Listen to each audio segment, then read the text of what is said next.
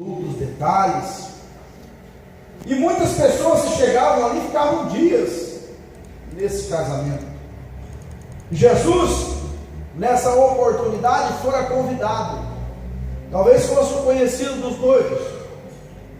E ao chegar naquela festa, houve um incidente. E o incidente era que acabou o vinho. Não tem vinho. Acabou o vinho. Faltando o vinho, a mãe de Jesus o procura. E ela fala para ele: Jesus, não tem vinho. Certo é, meus irmãos, que Maria sabia que Jesus nascera para fazer grandes milagres. Ela só não sabia a hora que ele ia começar a fazer os milagres. Ela percebeu que ele já era adulto. A Bíblia diz que quando Simeão pegou o menino no colo no tempo que ele era criança, e Ana começou a profetizar, Maria conferia tudo isso no seu coração. E ela sabia o futuro, que Jesus seria brilhante, seria maravilhoso. Então, quando ela vê que tem uma necessidade, ela procura Jesus. Falou: Jesus, não tem vinho.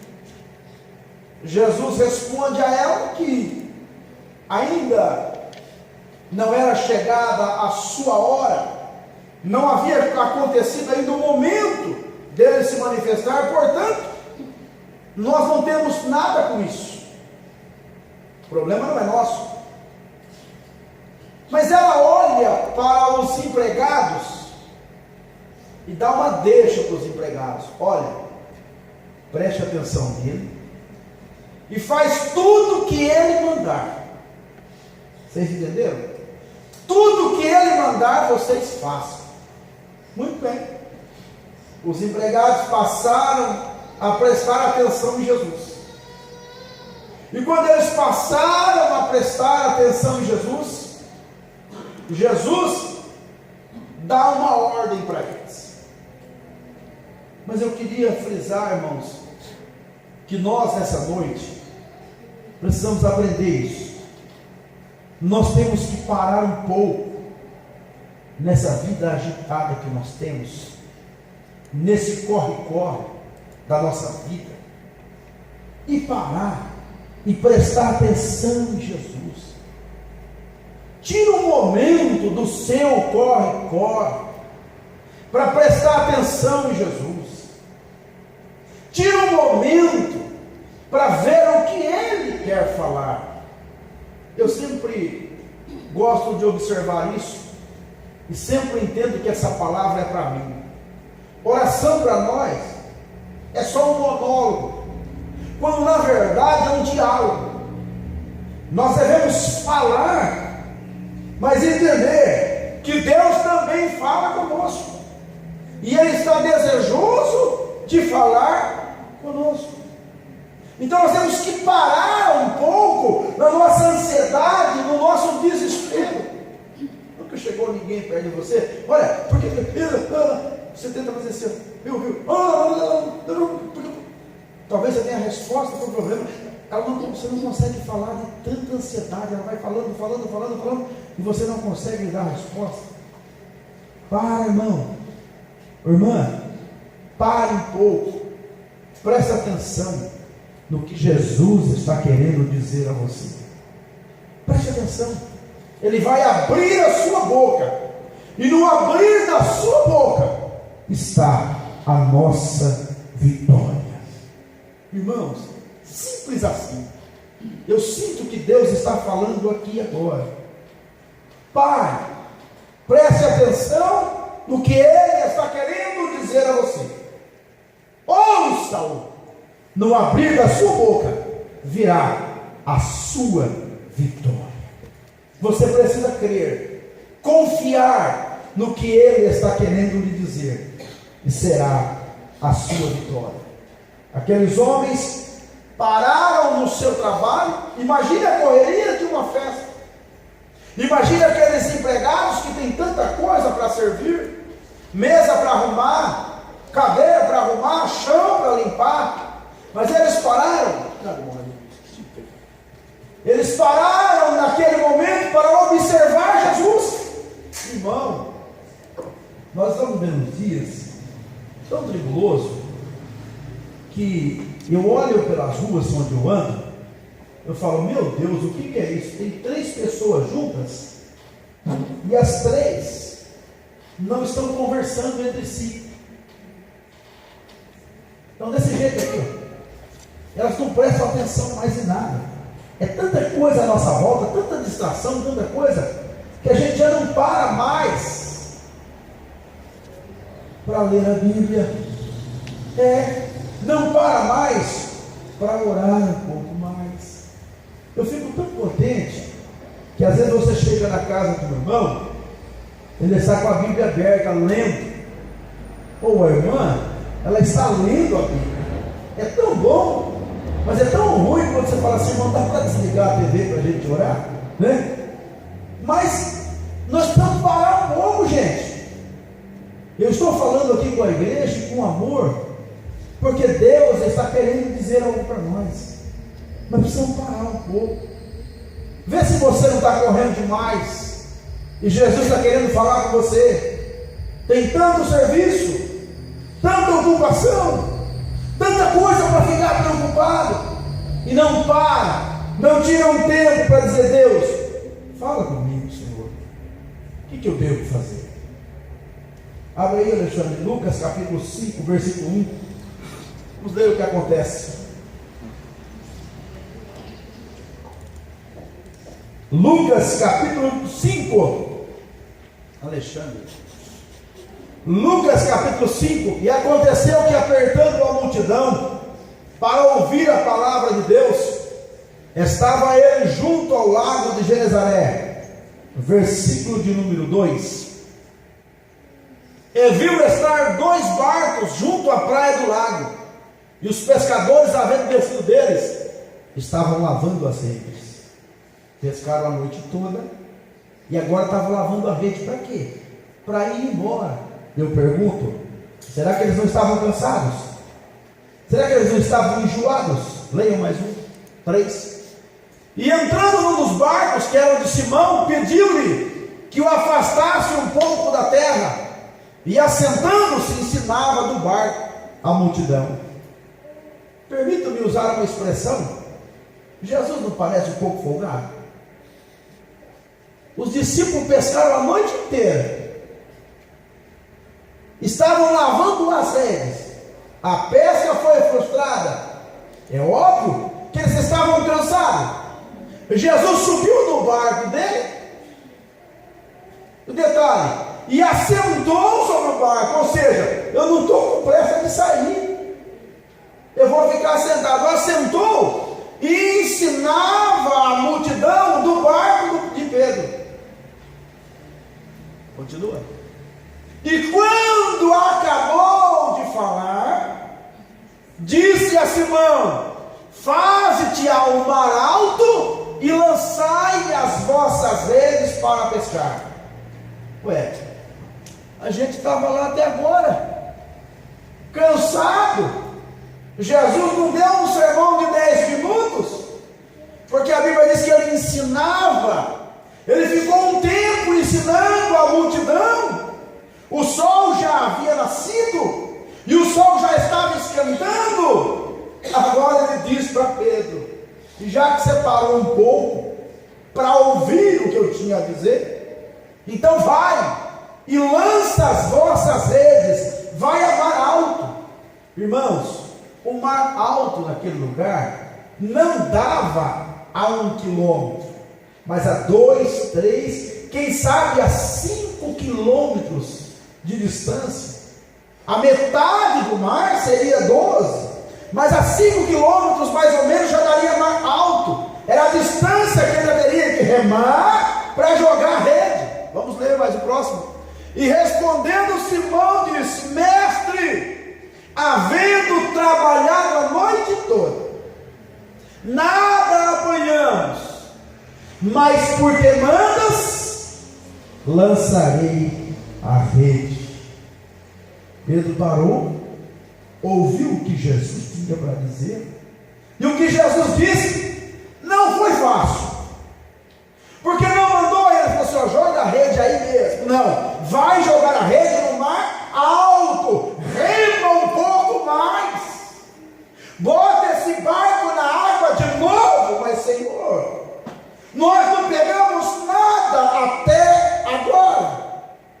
adiantar para você. Deus está querendo mudar as coisas. Deus está querendo mudar essa situação. Vai remar de novo, Senhor. Nós estamos cansados, já lavamos as redes. Se eu jogar a rede e não pegar nada, vai sujar a rede, eu tenho que lavar de novo. Mas porque o Senhor está mandando, eu vou lançar a rede de novo. Mostra. E fazendo assim, colheram uma grande quantidade de peixes e rompia-se-lhe as redes. Aleluia. Sabe o que eu penso aqui?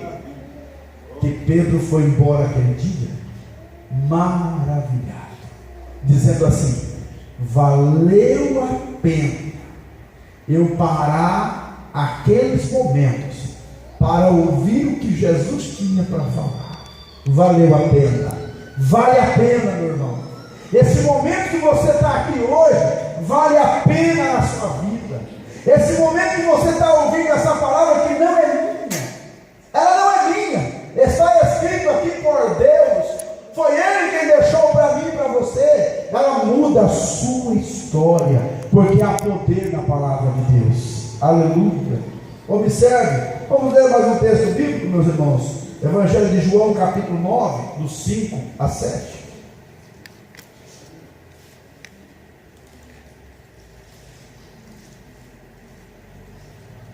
Jesus está conversando com os seus discípulos e eles veem um cego. Pergunta Jesus: por que esse cego aí é cego? Quem pecou? O pai? A mãe? Não, isso aí é só para manifestar a glória de Deus. Ele continua dizendo: olha, enquanto eu estou no mundo, eu sou a luz do mundo. 6. Tendo dito isso, e tendo dito isso, cuspiu na terra, e com a saliva fez lodo, e untou com o lodo os olhos do cego. Talvez porque ele era cego, meus irmãos. Ele não via, ele só ouviu o barulho. Jesus cuspiu no chão, e aquele cuspe de Jesus no chão, naquela terra seca, fez uma lama, um lodo, e ele pegou aquela lama. Mais uma vez eu vou dizer, não parece que Jesus é meio folgado? Sujou o dedo de lama e esfregou no olho do cego. Observa, ele não precisava nem esfregar o dedo, nem o lodo. Bastava falar: olho, volta a enxergar. E já estava enxergado. Mas me parece que ele não queria só isso. Esfregou a saliva e o lodo no olho do cego e disse para ele: vai, lava-te no tanque de Siloé, que significa o enviado. Foi, pois, e lavou-se, e voltou vendo. Aleluia. Se nós dermos crédito ao que Jesus tem para falar, Ele muda a nossa história, Ele muda a nossa situação, muda a nossa forma de ver as coisas, muda a nossa forma de ter perspectiva da vida. Ele muda tudo. Ele faz você enxergar a vida diferente. De uma noite que não se pega nada, uma noite da maior pesca da sua vida. De um cego que não via nada, foi lavar e voltou vendo agora a vida com todas as suas possibilidades. Amém. Vamos agora, meus irmãos, prestar atenção no seguinte: Jesus disse àqueles homens uma ordem difícil.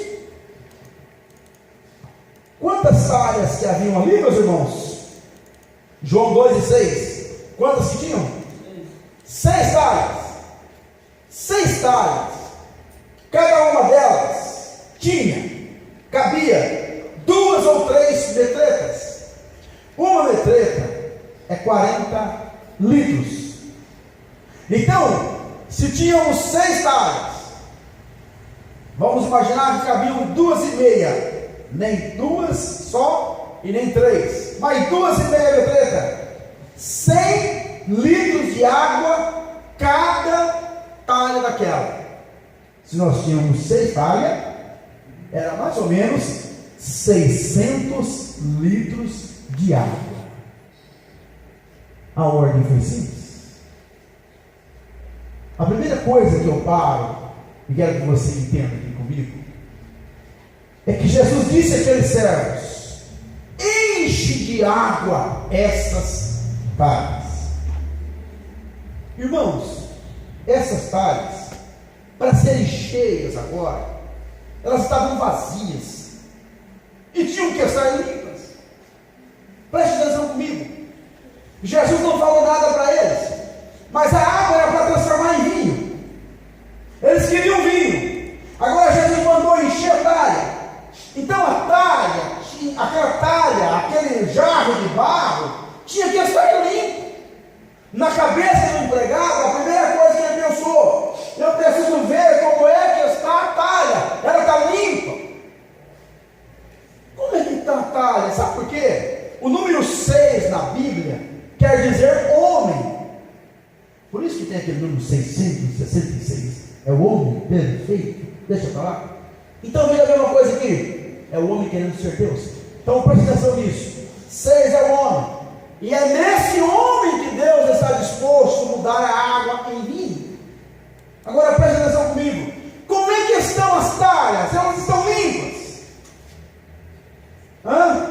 Se Deus quiser depositar na sua vida hoje algo grandioso que só Ele pode fazer, as talhas estão limpas. Quando você vai fazer o café da sua casa, você pega o caneco, o canecão, você limpa ele. Você vai fazer uma comida, você procura ver se a panela está limpa. Não é? Você vai servir uma comida, o prato tem que estar limpo. Agora, se Deus quer manifestar da sua glória, a pergunta de Deus hoje é essa: a talha está limpa? Se a minha voz hoje é como voz de Deus, eu lhe pergunto: Deus pode derramar na sua vida da preciosidade do seu Espírito? Estamos prontos? Estamos limpos? Porque preste atenção que essa limpeza é você quem tem que fazer. A casa para ser varrida é você quem tem que varrer a casa. Lembra da mulher que perdeu a dracma? Ela catou a vassoura e varreu a sua casa, acendeu as luzes e varreu a casa. Nós temos que entender isso. Quem limpa a casa somos nós. Deus nos dá a vassoura, Deus nos dá a água e diga: limpa a casa, torna-a limpa. É nós que temos que tomar a decisão de arrancar as coisas da nossa vida, as coisas que atrapalham o agir de Deus. Não é, irmãos, não é as pessoas começarem a trabalhar: olha, você está errado, você tem que arrancar isso, você tem que fazer isso. Nós não temos a unção de Deus, e a Bíblia diz: vós tendes a unção do Santo, não é necessário que vos ensine nada, é porque o Espírito Santo nos guia em toda a verdade, e se Ele nos guia em toda a verdade, deixa Ele te conduzir a uma limpeza na sua vida. O santuário de Deus tem que estar limpo. Nós temos que tomar esse cuidado e dar uma vasculhada nessa casa aí. Olha essa talha, como é que está, porque Deus está querendo fazer um milagre. Irmãos, dizia meu pai que tinha uma mulher que morava em Minas, que ela tinha um caderno. E o caderno dela, irmão, dizia meu pai que quando uma pessoa fazia um mal para ela, fazia alguma coisa que ela não gostava, ela ia lá e escrevia: dia tal, mês tal, tal hora, a vizinha fulana falou isso e isso de mim, me deixou muito magoada, e deixava registrado. E foi se observando que o caderninho dela encheu o caderno, e de vez em quando ela catava aquele caderno para ler, para olhar o que se tinha feito para ela. Agora imagine quando a vizinha do lado de cima vinha e falava: ó, fulano, você me empresta um pouco de farinha? Ela falou: pera um pouquinho.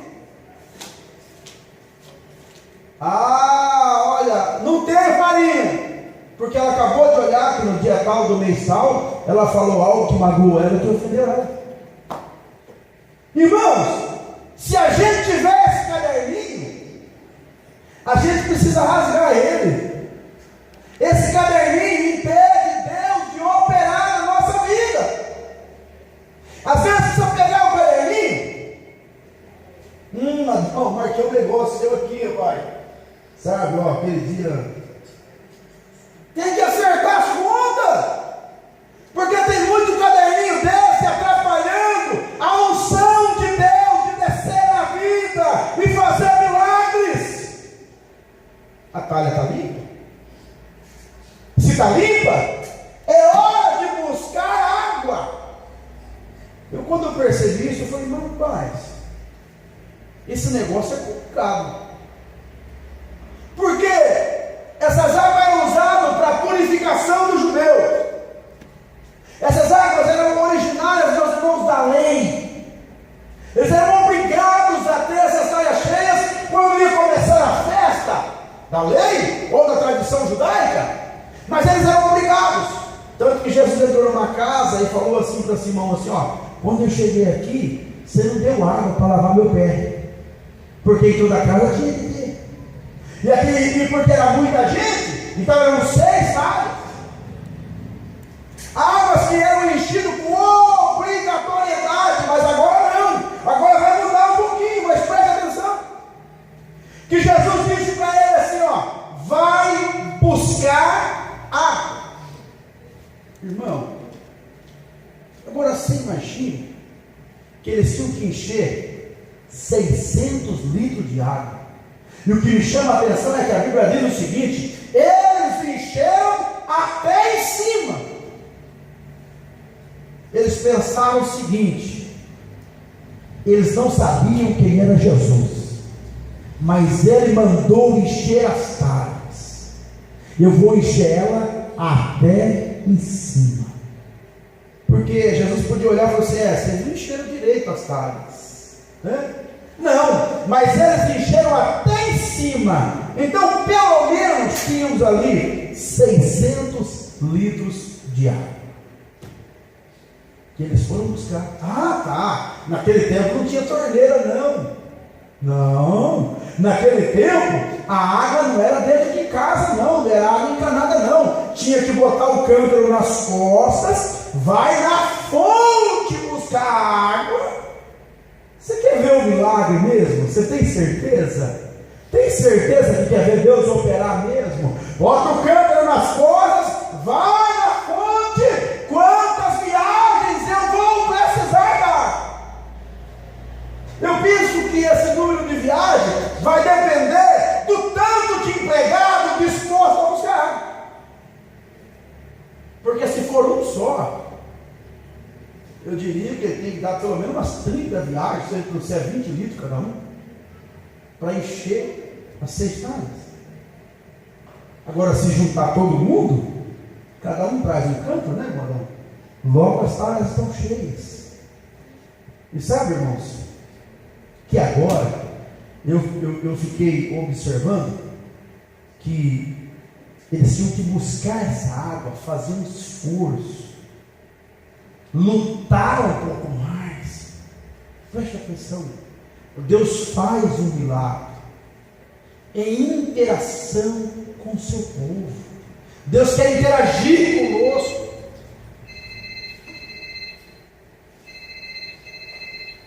Deus quer agir através da nossa vida, mas nós temos que tomar uma atitude.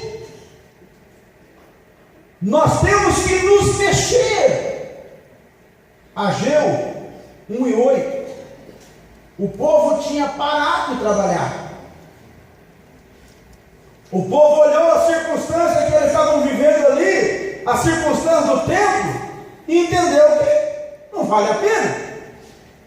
Mas o Senhor deu um recado para eles: subir o monte, trazer madeira, edificai a casa, e dela me agradarei, e eu serei glorificado, diz o Senhor.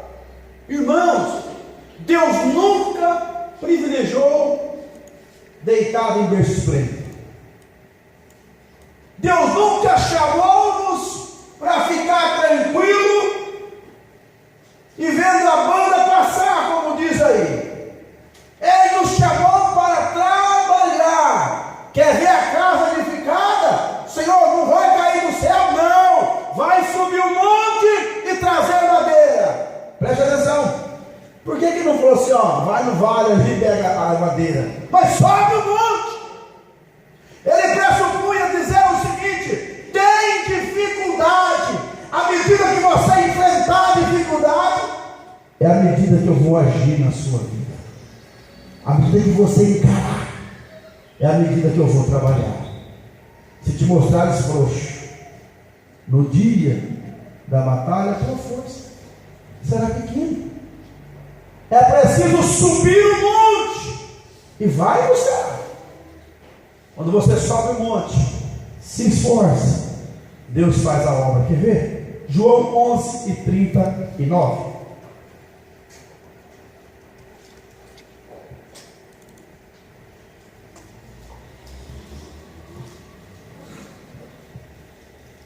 Disse Jesus: tirai a pedra. Marta, a irmã do defunto, disse-lhe: Senhor, já cheira mal, porque já é de 4 dias. Você percebe? A gente quer ver Deus operar, mas a gente vê tanto obstáculo.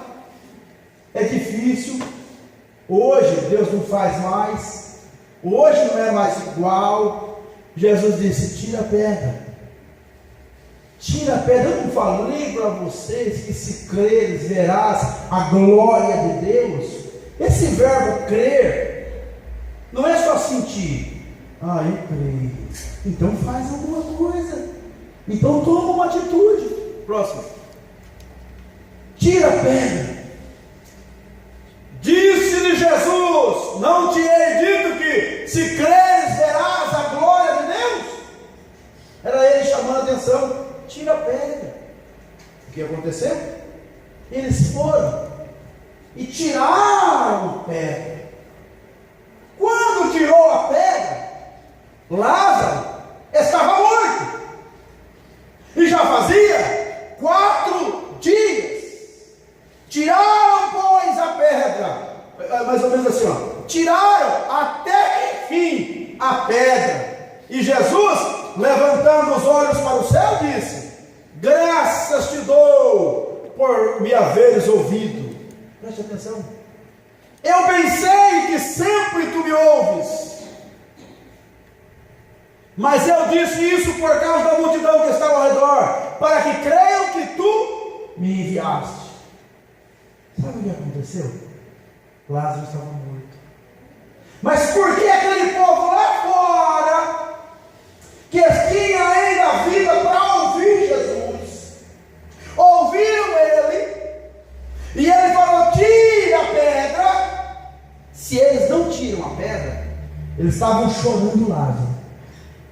A história escrevia: não tiraram a pedra, Jesus não fez o milagre. Se mexe, atende o que Deus falou com você, e Ele vai fazer o milagre. Eles vão empurrar a pedra.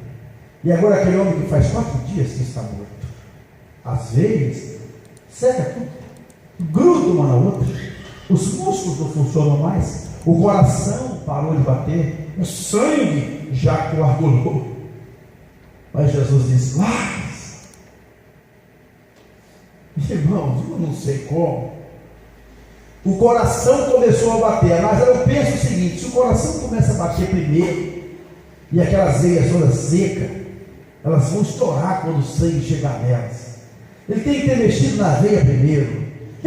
Irmão, eu não sei. A única coisa que eu sei é isso: Lázaro estava morto, envolto por um lençol, e diz a tradição que dava 32 metros de pano em volta dele. Mas Jesus disse: Lázaro, sai para fora. Aleluia. O que aconteceu? Eu não sei. Ele saiu para fora, aleluia, para a glória do nome do Senhor. Mas é preciso ouvir o que Jesus disse, vai fazer. Se Pedro tivesse dito: Senhor, eu estou cansado, tudo bem, Pedro, vai para casa então. Ele nunca poderia contar para nós que pegou uma grande quantidade de peixe por volta das 10, 11 horas da manhã. Ele entrou para a história, Pedro. Porque todo mundo pegava peixe à noite. Então pegou de dia, era 10, 11 horas da manhã, ele botou o barco e veio embora com a maior pescaria que ele já fez na sua vida. Porque ouviu a voz de Jesus. Aquele Lázaro que já fazia 4 dias que estava morto, porque ouviram a voz do Senhor, tirou a pedra. Muito bem. Depois que tirou a pedra, aí Jesus faz um milagre e traz ele à vida novamente. Graças a Deus. Preste atenção, irmãos. É bom a gente entender que aquelas talhas, elas já estavam cheias antes. Aqueles homens se esforçaram antes para enxergar a talha. Mas qual o resultado daquela talha cheia antes? Lavar os pés. Os pés ficarem limpos. Lavavam os pés e as mãos. Eu vou esquecer do caminho cansado que eu tive e das obras que fiz lá atrás, para viver a alegria dessa festa agora. Para isso significava lavar as mãos e os pés. Vou esquecer do meu cansaço, da minha tribulação que vivi até essa porta, o lugar do casamento, da festa, e agora eu vou entrar para curtir a festa, para me alegrar nessa festa. Era isso que significava. Lavaram as mãos. Mas um dia eles encheram aquelas talhas desse jeito. Mas agora Jesus está mandando encher a talha de novo. Mas agora é encher diferente. É um encher diferente. Vamos ver agora Romanos 12:1. Porque essas talhas antes estavam cheias. Romanos 12:1. Vamos ler, meus irmãos. Rogo-vos, pois, irmãos, pela compaixão de Deus, que apresenteis o vosso corpo em sacrifício vivo, santo e agradável a Deus, que é o vosso culto racional. Celeiro bem devagarinho, tá bom. Preste atenção nisso. Paulo diz: rogo-vos, pois, irmãos, pela compaixão de Deus, que apresenteis o vosso corpo em sacrifício vivo, esforço, tentativa de agradar a Deus. Se esforça. Vamos ler novamente, vamos ler outro versículo aqui. 2 Coríntios 5,16.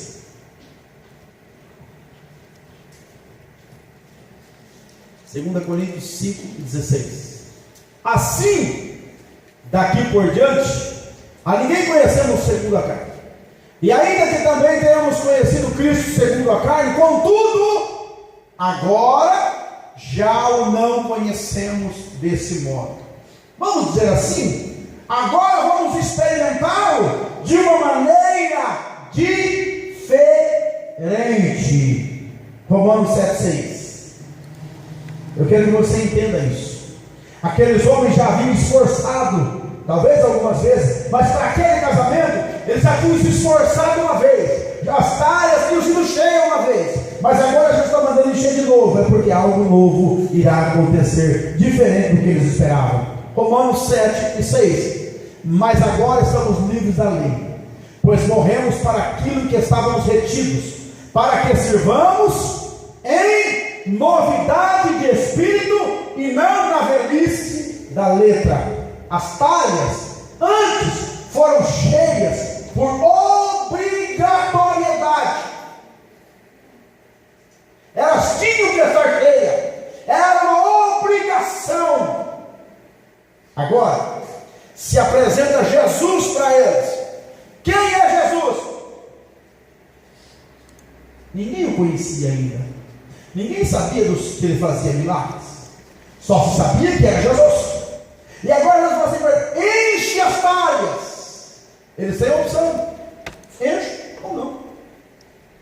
Mas como eles creram naquilo, Jesus pode fazer alguma coisa, então eu vou encher. Então eles não estão agindo mais por obrigatoriedade, mas sim por voluntariedade, obedeceram porque quiseram. Agora preste atenção nisso, Romanos 6:19.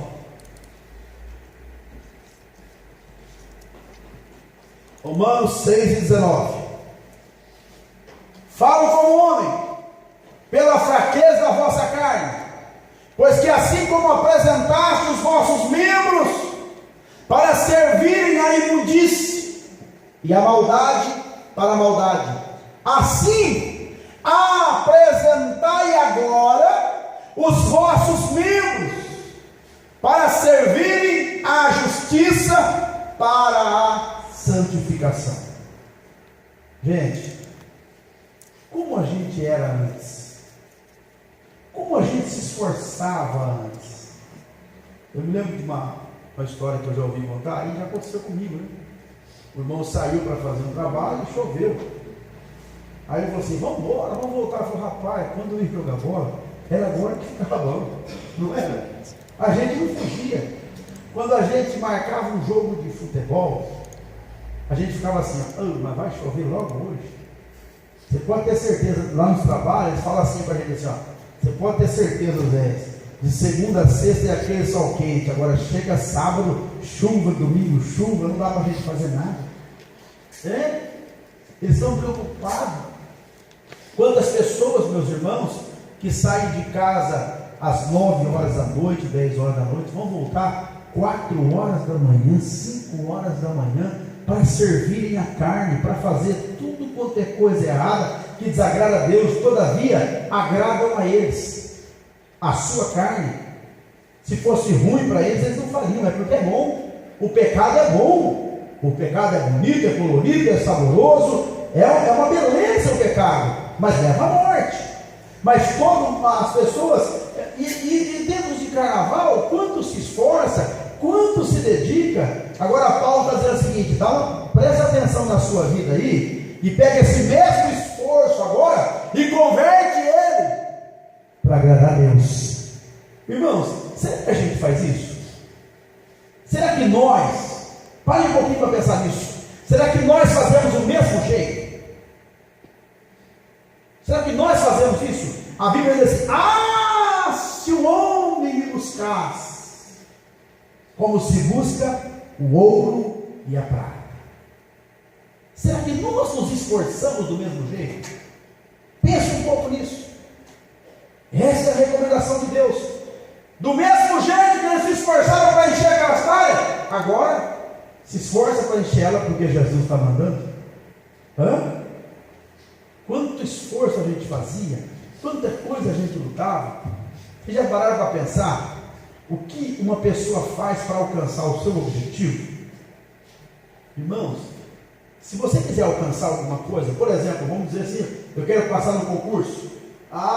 Vamos passear? Não dá, tem que estudar. Vamos fazer isso? Não dá, tem que estudar. Vai vir um show legal aí? Não dá, tem que estudar, se ele quiser passar. Agora, como eu quero algo de Deus, o que é que eu tenho que fazer? Paulo explica que o atleta mundano renuncia a tudo para alcançar uma coroa corruptível. Agora, aí nós que temos uma coroa incorruptível, quanto devemos nos esforçar? Quanto devemos nos dedicar para isso, meus irmãos? Preste atenção nisso. Mas todo esse esforço para encher aquelas talhas é um esforço humano e de obrigatoriedade. Agora, Jesus mandou eles encher as talhas. E para encher aquelas talhas agora, eles tinham que ter uma coisa: fé. Preste atenção nisso. Quando Pedro ouve Jesus falar, ensinar a multidão, aí Jesus fala para ele: vai a mar alto e lança a rede. O fato dele obedecer à voz de Jesus e ir ao mar alto significava que ele agora tinha fé. Como que vem a fé na nossa vida, meus irmãos? A fé vem pelo ouvir, e o ouvir o quê? A palavra de Deus. Será que você me entende? que essas horas cansativas que você fica aí, ouvindo essa palavra, ela gera fé no seu coração. E quando ela gera fé no seu coração, você consegue atender a voz de Deus, e então o milagre acontece. Preste atenção nisso. O que o Senhor propõe para nós aqui, irmãos, é que nós devemos ouvir a voz de Jesus. Apesar de Pedro saber pescar e ter pescado, Jesus contrariou tudo o que ele sabia agora. Faz do meu jeito agora. Apesar de aqueles homens terem enchido aquelas talhas, e o detalhe, o vinho deles não ficava nas talhas, eram armazenados em odres, em outras vasilhas. Mas Jesus agora mandou encher as talhas. Era muito mais do que eles tinham armazenado. Preste atenção nisso. Agora, apesar de eles terem toda essa ciência e experiência, Deus disse a eles agora: faz do meu jeito. Será que Deus não está falando conosco aqui? Não, meus irmãos. Que nos acostumamos a lavar as mãos e os pés, e nos alegrarmos e entender: esta é a alegria que eu vou desfrutar. Mas aí vem Jesus, dizendo que ele tem uma alegria muito melhor, muito maior, muito mais abundante do que essa que você experimenta. Será que nós não estamos entendendo nessa noite que Deus tem uma proposta de algo maior e melhor para todos nós, mas precisa fazer do jeito dele? Quando os homens encheram as talhas até em cima, agora Jesus fala para eles: ó, tirai da água e leva o mestre sábio. Eu tenho certeza que eles olharam dentro da talha, e a talha estava cheia d'água. E quando ele pegou daquela água para levar, era água. Eles carregaram na sua mão a água, mas quando chegou no mestre Sala, ele tomou o vinho. Irmão, sabe o que é isso? Jesus está querendo que tenhamos fé. Você vai fazer tudo o que fazia antes. Sabe como? Se você orava, preste atenção nisso, você vai orar agora, mas entendendo, esta oração que eu estou fazendo agora, ela se parece com aquela que eu fazia antes, mas cheia de fé. Deus vai fazer um milagre através dessa oração. Vocês nunca pararam para pensar nisso? Quantas vezes você orou? Quantas vezes eu já orei? Você nem sabe quantas vezes eu cito o seu nome na oração, quantas vezes eu cito a sua casa na oração. Mas nós precisamos fazer isso com fé. É começar a fazer com fé. E quando eu estiver longe, está difícil, lembra do que ele disse: enche as talhas. E as talhas tinham 600 litros. Parece que é difícil, mas o fim disso aí vai lhe trazer grande alegria. Aleluia, glória a Deus. João 10:10. Olha bem isso. João, quero que todo mundo leia agora. 1, 2, 3. O ladrão não vem senão a roubar, a matar e a destruir. Eu vim para que tenham vida e a tenham com abundância. Aleluia. Preste atenção nisso. Lucas 12:15. Vamos ver o que é essa abundância.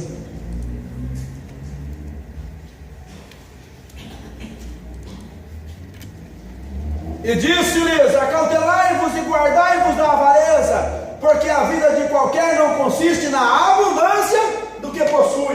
Então do que ele está falando? Da sua presença, da sua comunhão, da parceria com Ele. Vida com abundância é vida com Deus. Qual é a diferença do primeiro para o segundo